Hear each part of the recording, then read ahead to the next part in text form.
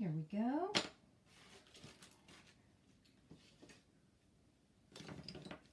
Hello, hello. Situate YouTube. We've got Facebook. Hi, Erin. I miss Erin.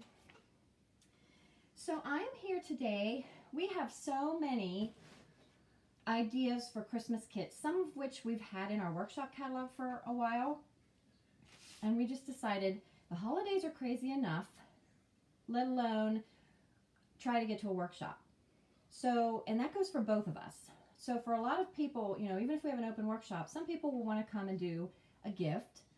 Other people, it's just one more thing on the list that is too hard to get in.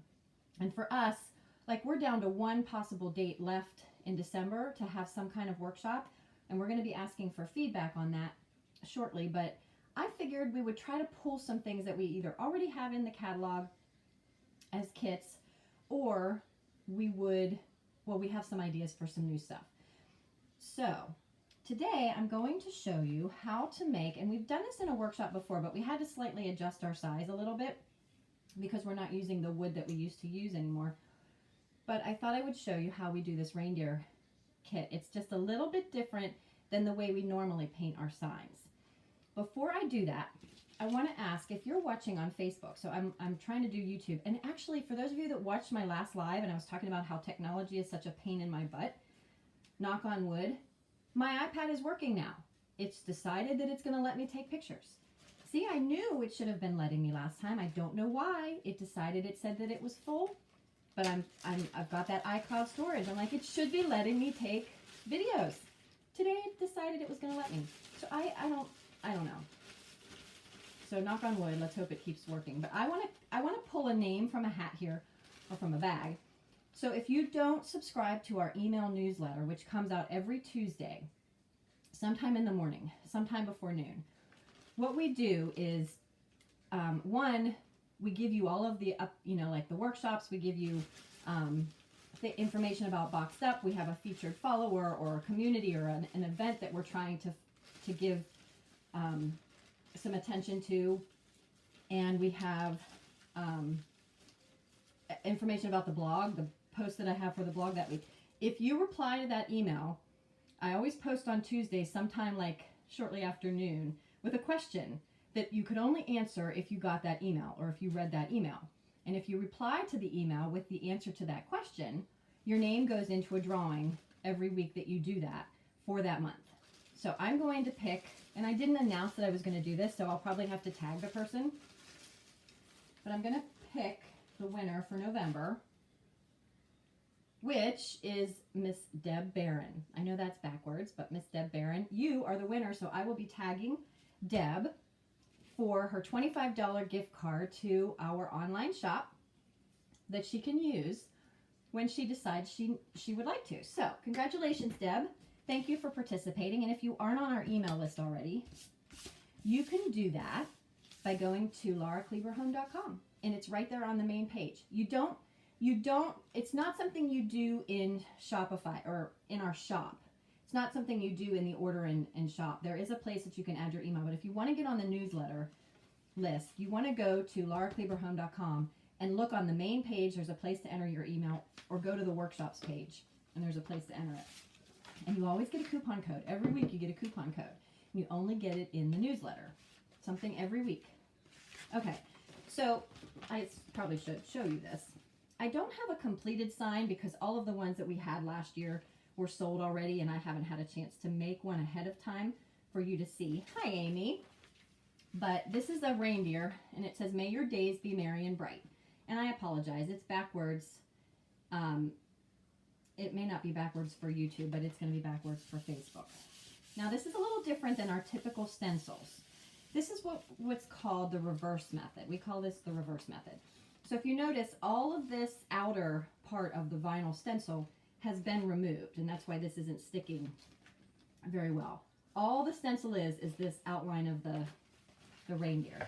So what I'm doing it on is a 12 by 18 piece of wood that I've already stained in a light brown stain.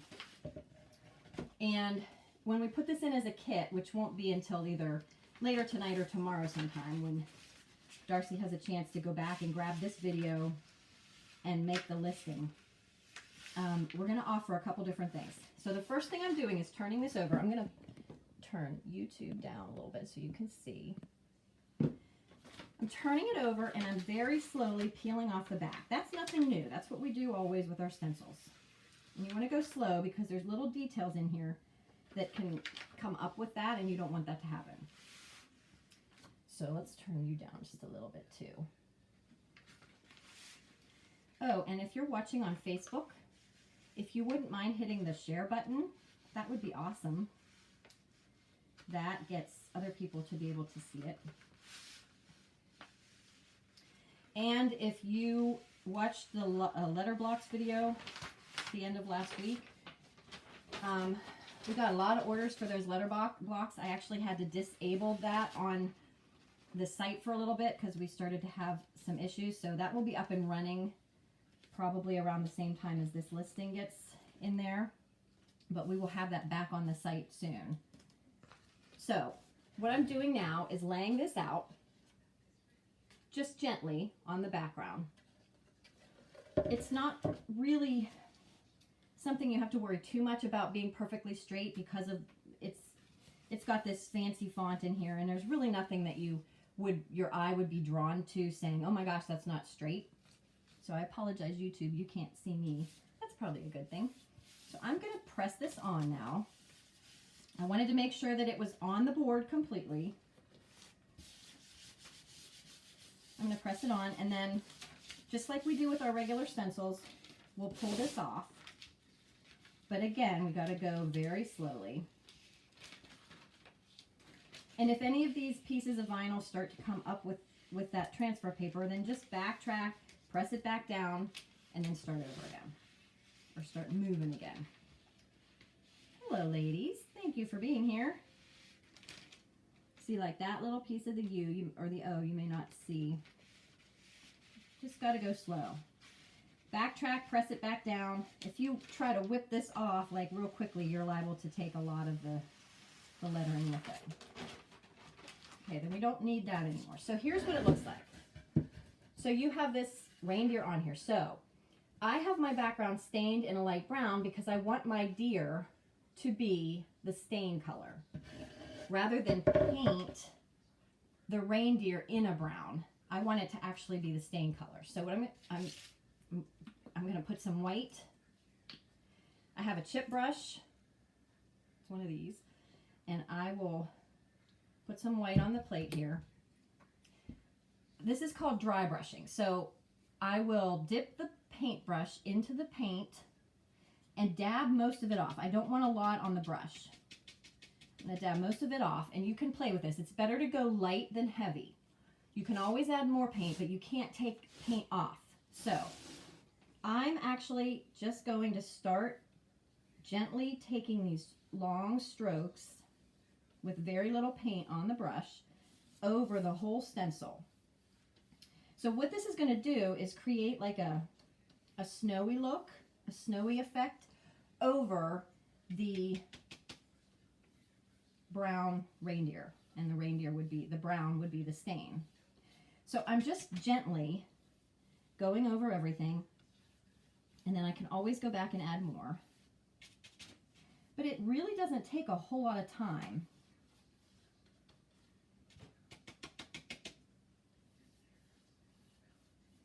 Actually, I don't have to worry too much about the lettering. I can really just go around the outside of the reindeer itself to start. But I want it, and if you want, you could actually put more paint on and make it more of a solid white. See, I got a lot more paint right there than I intended to. That's okay. Really, if I wanted, I could come back and sand some of it. But I'm going to add a little more in the other spots, and I'll show you why. I just want to get a start. But it's like long brushes all over the whole thing. Now, I'm not too concerned about the lettering because I will come back and use a sponge over that. But I just want to create this snowy, wintry wonderland kind of effect around the deer. So now I'm going back, just adding a little more. And what you want to make sure of is that, especially around the outside of the stencil here, around the edges of the actual vinyl, you want to make sure that you have enough paint, because if you don't, you might not have a nice, what's the word, visible enough edge around the edge. Like if you go too light in some spots, you may not actually see the entire outline well enough. So I want to make sure that I actually do have enough paint around the outline. Now, we've had some people in the workshops purposely go all the way around the edge with a lot of extra paint, and it kind of gives the reindeer a glow. So you have more paint all the way around just the edges, and then it fades out to be less like this dry brush as you get further towards the edges. So that's an option too. Worst case scenario is if you have too much paint, you could always go back over and just kind of make it all solid.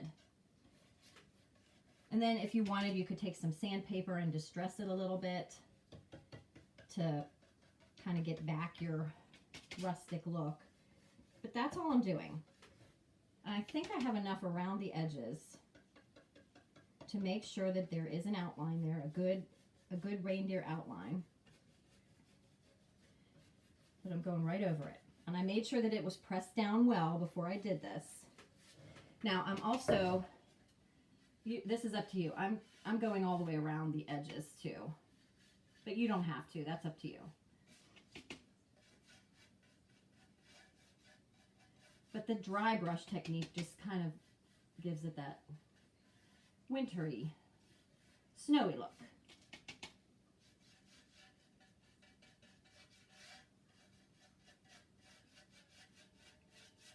Okay, so that's what we've got so far. Definitely just random. Now, I think I pushed my, I think when I set something down earlier, I blew my little sponge off of the table. So I'm going to grab a sponge. And you could use the brush to keep going and get these letters real good, but I'm actually dipping the sponge in the paint. And that way I can go over the letters a little bit better so that they're nice and solid. Then you've got this part of his ear here to go over also. So that's the only part I'm really dabbing on. But the rest is what we call the reverse method. That's what we call it. I don't know if that's like an official name, but the reverse method, meaning you're actually keeping the vinyl on and painting over it and then peeling it off, rather than painting inside the reindeer. We're painting outside the reindeer, in other words. A little bit more white. Now, if you do, I think how we're going to set it up is if you do we'll have a bare bones kit, which would just be the blank raw background. This is a 12 by 18, one solid piece of pine. So we would have the raw cut and sanded background for you, plus the stencil. That's one option, period. You could go with that and be done. And then you could get your own stain it. If you wanted it to be gray stain, you could stain it in gray. If you wanted it to be black, whatever you wanted to do. Then the other option, I think I'm going to have it set up as white, a workshop kit that includes the chip brush, a small 2-ounce white paint for this background. Now this is way bigger, but a small, this size white paint. Then we'll give you, because you don't need a lot of this. Now there is a nose on here. Oh, did I lose my nose? I think I did. Is it on there? Huh, I wonder what happened to my nose. I lost the reindeer nose. But he's not on my stencil, which is strange. Or he's not on my transfer paper, which is strange. I don't think he's there. That's okay. Here's another little oopsies that we'll be able to tell you how to do. I don't know what happened to that. So anyway, the workshop kit will give you just a little thing of red because you don't need very much red at all to do the nose. I wish that wouldn't have happened because I wanted to show you how to do that with the stencil. But we'll also give you a little small paintbrush so that you can do the nose. But what I'm doing next, now that I have that all on there, I think I have enough white, is I will pull this reindeer off very carefully. So there's going to be lots of little pieces in there. And if it rips, that's okay. We'll come back and get it. But this way, when you pull it up, and you just need something, this doesn't come in the kit, but you just need something sharp, something with a kind of a pointy edge, even if it's tweezers. We always say you could use tweezers to kind of get under there and lift up. And then something like that, even an X-Acto knife, if you're okay with that being out. Just be careful if you have kids around, of course. But you just need something sharp like that that can lift under the little letters, the little insides, and lift those up. So I'm going to let that go for a minute to dry, but now you can kind of see what I mean by the background stays. So we didn't paint the reindeer, we painted around the reindeer, and that's what's called the reverse method. So since I lost the nose, see there's a round little nose there that I don't think it's there. No. I don't know what happened to it. I swore it was there when I actually... I don't know. But that's okay. So this is where you need the red. You need just a little bit of red. Teeny, teeny little bit. So what I was going to have you do was, so if you get the stencil and your nose is there, like it should be, there should be a round circle there, along with like 4 or 5 little like dashes that stick out, like his nose is lighting up.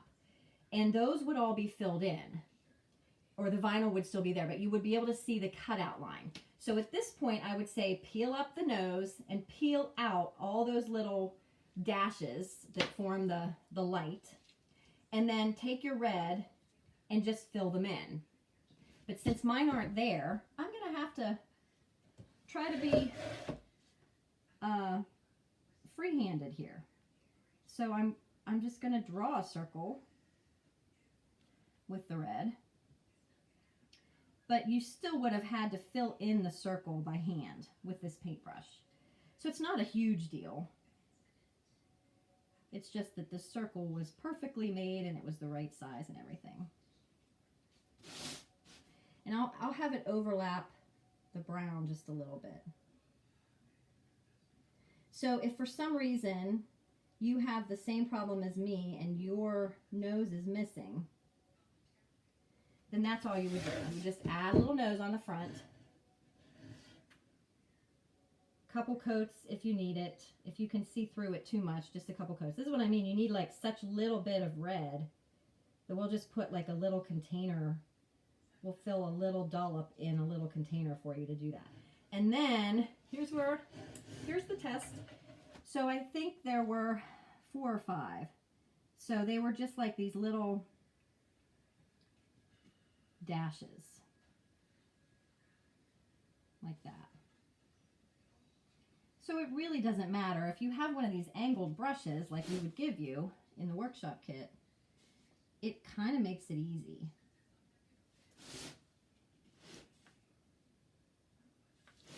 So what do I have? I've got 1, 2, 3, 4, 5, 6. And I don't think there's anything wrong with that.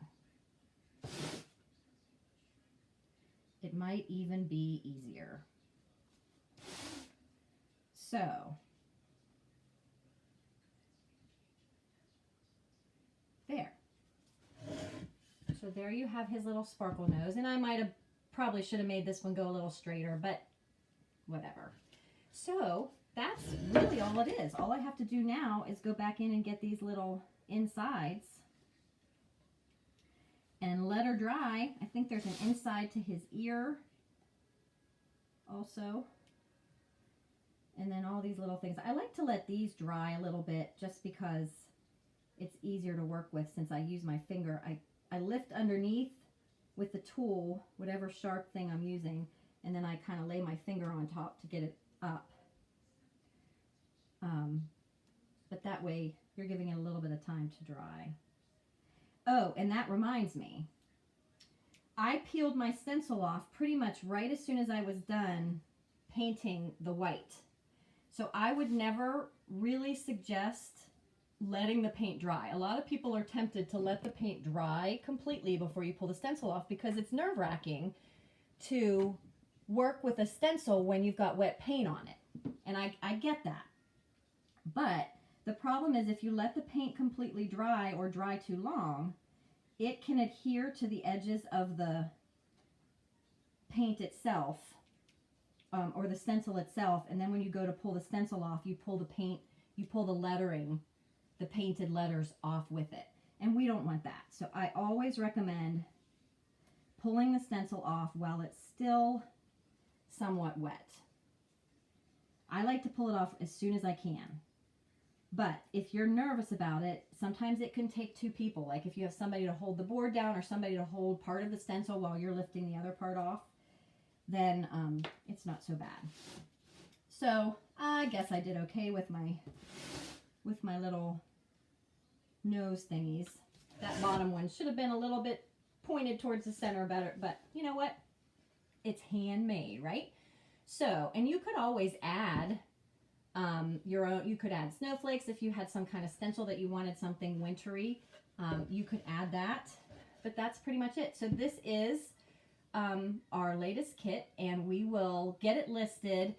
It won't be immediately. It'll probably be by sometime tomorrow, because we like to link this particular video to that. And Darcy does all that, and she is in the middle of being mom right now. So when she can get to that, she will. And I'll come back and link it into this post. Hello from Wisconsin. I'm glad you like it, Jan. But I'll come back and link that so that you have a direct link to the kit. And we're going to keep doing these kits because we have so many ideas, and we know that it's hard to get to the workshops. So we will try to provide you as much as we can to do it from the comfort of your own home. So if you don't mind sharing the video, passing along the word, I would really appreciate it. I will see you next time. I'm Laura from My Home Matters. Thanks for watching. Have a great afternoon.